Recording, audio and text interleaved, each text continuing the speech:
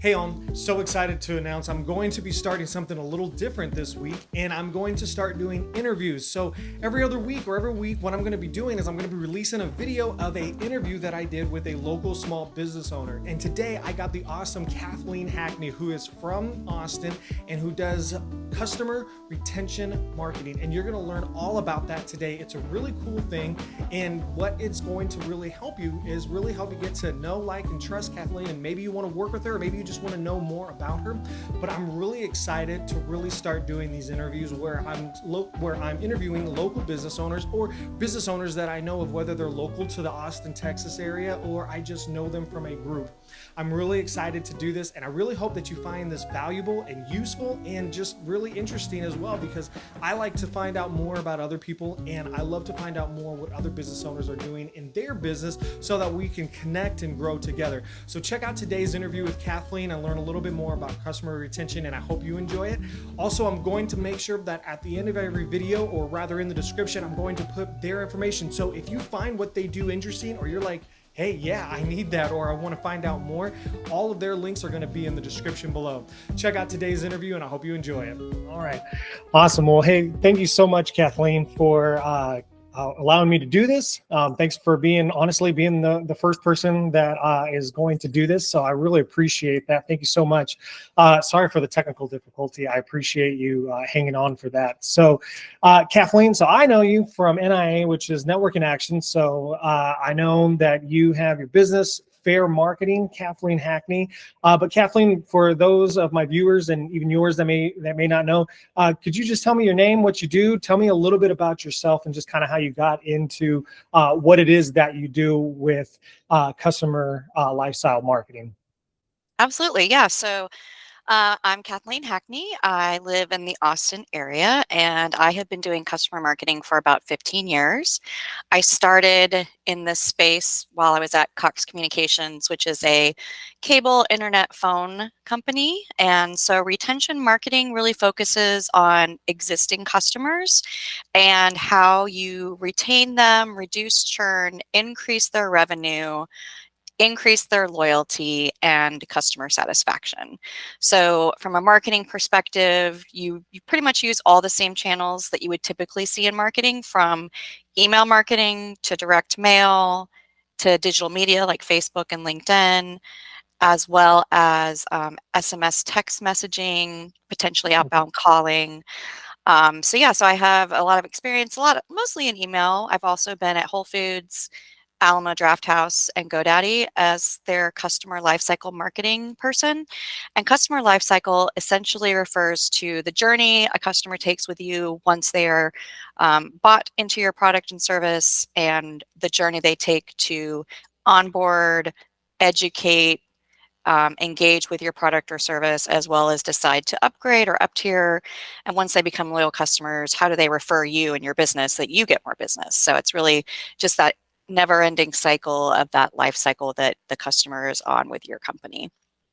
That's really cool. Yeah, that's really awesome. And that's really cool that you've been working with a lot of different companies, Alamo Drafthouse, Whole Foods. Did you do Whole Foods just because I know that, Austin is pretty big with Whole Foods. And did you do that before Amazon bought them, or was that after Amazon bought them? I was there right when Amazon bought them. I was there for maybe Cool. 3 or 4 months before they Okay. came in and changed Yeah. everything. Yeah. Came in and decided to change everything. Awesome. So you mentioned that you do not only because, I'm sure a lot of people may not really know what is customer lifestyle marketing, or if they hear that, they're like, oh, okay, it's email marketing. It's, what does that entail and all that? But that's really cool. Not only do you do email marketing, but you also do SMS marketing. Can you walk us through a little bit? What does what does like a typical campaign, or what has some of the campaigns that you've done for customer lifestyle marketing look like? Yeah, absolutely. So one of the first things you want to make sure you have is an onboarding campaign. It's really that welcome campaign for a new customer, or when a customer buys a brand new product or service. So you want to make sure that you reinforce their purchase decision. You don't want them to have buyer's remorse. So that initial first communications, it could be a couple of different emails and maybe one text message to welcome them. And those emails are really there to explain your unique value proposition, why you're better than competition, why what they have bought is the best fit for them and how to get the most out of it. So once they have that new product or service, you want to make sure that they are all set up. Do they need to download the app? Do they need to fill out their profile? Do they need to log into a site and take the next step? So whatever it is that you want that customer to start moving forward with your product and service to get the most value out of it, that's what that onboarding series is for. And then from Okay, cool. there, you want to engage and nurture them. So like if you have new products and features come out, you want to educate them on that. Educate them on different value content, like a webinar or a workshop or an event that you're sponsoring. Make sure that they know about it. It could be a newsletter that you send out periodically. And then loyalty campaigns are always great, whether it's just like a birthday reward or anniversary reward or a surprise and delight. And seasonal campaigns. So if there's something that your product or service makes sense for July 4th, make sure that you have a seasonal campaign about that. Offers, upgrades, up tiers. So you have this captive audience that, number one, you know what they bought. You probably know some demographics about them that they provided themselves or that you can tack on from an external data company. So you have rich data to really segment and personalize communications to them and offer them information and product upgrade information that's really going to resonate with what they're looking for. That's really cool. Hearing a lot of the things that you were saying, I know that a lot of times you're working with larger companies, so you're thinking, Whole Foods and, Alamo Draft House and all that. For those who aren't familiar, who aren't in the Austin area, Alamo Draft House is a really cool theater where you can also dine at the same time. So working with those larger companies. So Kathleen, I sometimes when I'm talking to my clients, I will talk to them about email marketing, as one aspect and all that. And here you're talking about it. For these kind of larger companies, would you say that email marketing or customer lifestyle marketing, would you say that is just left to the bigger companies, or can small businesses utilize that as well? I say it's both because, for example, now that I'm on my own freelancing consulting, I could easily go into a small business and set up, hey, these are your 5 onboarding messages. These are your 5 loyalty messages. These are your win back messages. So let's say a customer, came on board and then they disappeared and ghosted you. Let's get them That's back good. into the fold. So that's all of that can be automated and you set it and forget it. And then those seasonal campaigns, those are, you can set those up for at a year's time, right? When all those holidays are coming. So, that's just like coming in, setting up 15 emails for you, and then, you're done, you're set, right? Cool. Yeah. So the larger companies where they really find value in my services is like test and learn. So Okay. constantly optimizing those communications to say, is this really the right subject line? Is this really the right offer? So, they invest a bit more into that continual testing and optimization. But for a smaller company, you could revisit that in a couple of years, right? See, hey, let's revisit this subject line. I don't want to go stale. Yeah. Really quick, you had mentioned automation. And so can we talk a little bit about that? Because you had mentioned how it's kind of like somewhat set it and forget it that you mentioned. But I think specifically for small businesses, I think that they think, oh man, Kathleen's like, oh, I got to have 5 emails, or these other 15 emails. Do I have to write all of them? Do I have to send them out every single time that they come? That I get an email? Or could you talk a little bit about automation there? Yeah, so there are several email providers that you can automate these workflows. I've worked with Go High Level, MailChimp, HubSpot is a big one. So, most any email provider out there is going to have the opportunity for you to automate that. And then you can see from the reporting, are they going out correctly? Are people responding? You can look and see if people are engaging in that and what your click-through rate and your unsubscribe rate looks like. But yeah, you can easily set those up to a workflow where you're not in there every day pushing the send button. Yeah, cool. Because I know that sometimes that seems like, oh, I got to do all this other stuff, and now I got to send an email every time someone comes through. So that's really cool that you're able to automate that and set that up. What are some things that you've noticed that you've looked for what is working in a campaign and what maybe isn't working? Are there certain things and certain triggers or certain ideas and things that you look for to see, okay, well, is this working? And aside from, I would guess, open rate, or rather, I guess I would leave the question open to you. Does open rate equate to a campaign not working, or what are some of the things that you look for to see what is and isn't working? Right. So open rate is a little tricky because in the last year, maybe a little bit more, Apple changed their privacy settings. So Mm, your open rate is now going to look inflated compared to the way it used to be. oh, So, like, interesting. let's say your Okay. open rate today is 50% and a year and a half ago it was 30%. It's not any bigger. It's just the way that Apple is now automatically showing an email as opened, whether they opened it Interesting. or not. Oh, interesting. Okay. So you can look at open rates directionally, right? So starting this year, are your open rates going up at all? That's good. But I wouldn't compare them historically just because they're not going to be accurate. And Okay. then, so click-through rate is good. The other thing I look at is what action did you want them to take? So if the email is meant to have them download the app, did they do that? Is the email meant to log into your profile? Did they do that? So if there's any way you can track some of those actual actions outside of the person's account, did they set up a call with you, right? So that's another way to look at the metrics beyond click-through rate. Also, looking at unsubscribe rate, you want to keep that at a healthy amount, and then bounce rate, you want to keep that healthy so that your deliverability is not infected. Really quick, talking about click-through rate. Could you explain that just a little bit for maybe someone that doesn't really understand or know what click-through rate kind of, what that kind of means and all that, and what it looks like? Yeah, so essentially there are different, usually buttons or links within an email that people could click, Right. including the unsubscribe link. So you want to be wary of, like, what are people actually clicking on? Are they clicking on your call to action? Are they clicking on a link that you have? And if you have too many links, maybe they're not getting to that action that you actually want them to. Maybe you're distracting Oh, them with too many links. So kind of think yeah. of, like, what is the primary action you want them to take with this email, and is that where they're clicking?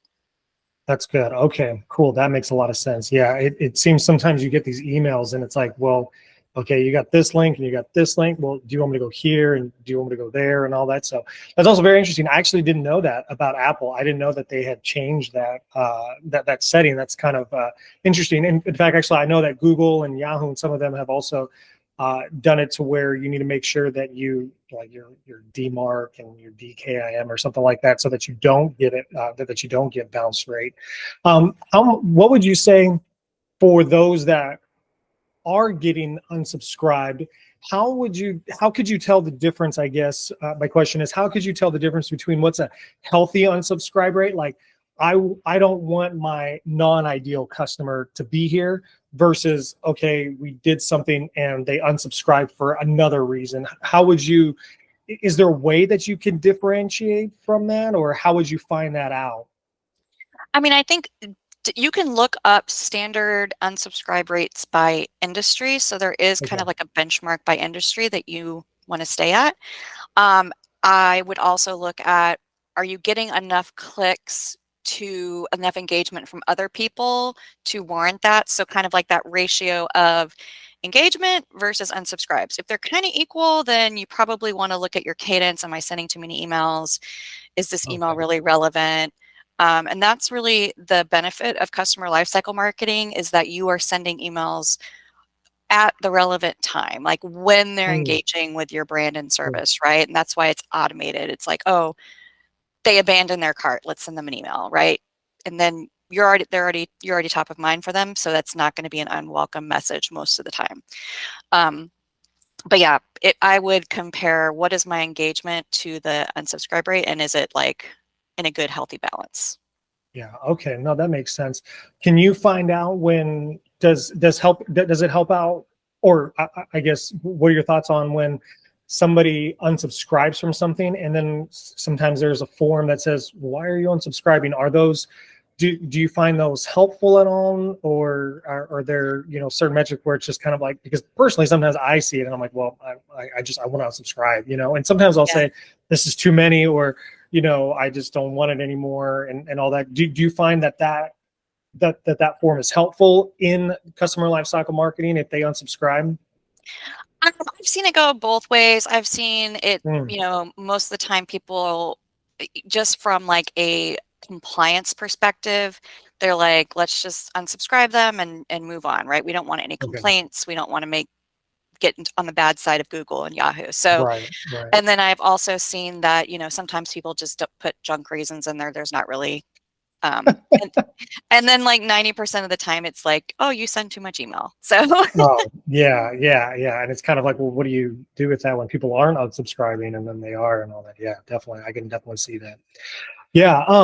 Kathleen, is there anything else that you would say that, hey, this is really important to think about when it comes to customer lifecycle marketing, whether it's a smaller business, whether it's a larger business? What are some things and what are some things that you've really seen and really want people to know when it comes to lifecycle marketing? yeah, I think a few things. So one, really get to know your customers, understand why they buy from you. Mm, What do they look like? Are they young moms? Are they older couples? Like, so that way you really mm. dial into that Wow. brand voice as well as, what your offerings are. Um, and then, you know, ask for their feedback on your communications, ask for what they want to hear about, and make sure that you personalize wherever you can. So, personalization, that's another thing that bigger companies invest in. They might have like 10 different versions of an email based on your gender, your Oh, wow. location, the language you speak, right? That could be like Yeah. 50 different, versions. But for a smaller company, maybe you focus on three segments, right? Like you focus on your young families, your older couples, and your students. And then those three have a different vibe, different imagery, different offer, even potentially different products and services that you promote. Um, so you don't have to go crazy with the personalization and segmentation, but it will help you in the long run to be more targeted. Okay, cool. Yeah. And another question, just kind of thinking about that specifically with personalization that you mentioned, has in what you've done with the different companies, have you ever sent out email campaigns and done something and realized, oh, okay, maybe we're speaking this way to a certain segment, but it had a pivot because of this segment. Hey, we're targeting young moms or something like that, but it's not them. It's another group entirely. Have you ever had to pivot, and what does that look like? Um, I don't know. I don't think I have a good answer for that question. Oh, okay. Yeah, no, that's totally fine. I Cool. can totally, and I can also take that out if you want. I don't have to have that one in there. Yeah, It was we'll just a take that question that I was thinking of. one. Yeah, so Kathleen, that has been extremely informative. Just kind of learning about what customer lifecycle marketing is. I remember, hearing about it and thinking like, well, maybe that's just what larger businesses do. But I think a lot of times, as I've been going through, I've seen a lot of small businesses kind of miss out on that idea of, hey, you're not going to have the budget, that a big business does, but you want to stay top of mind, like you had mentioned multiple times. You want to stay top of mind to your clients. So that's really awesome.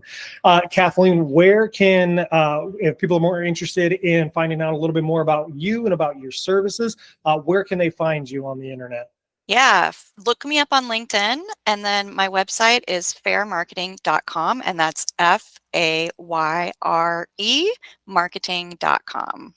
Awesome. And I'm going to have those links down there in the description so that people can find you.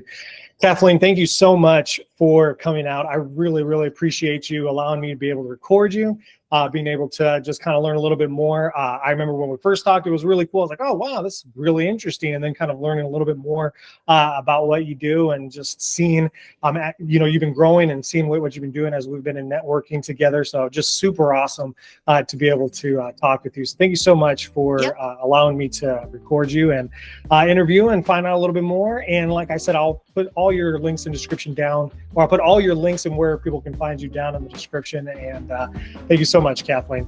Thanks, Roger. I really had enjoyed it, and I will talk to you soon. All right. Talk to you soon. All right, take care.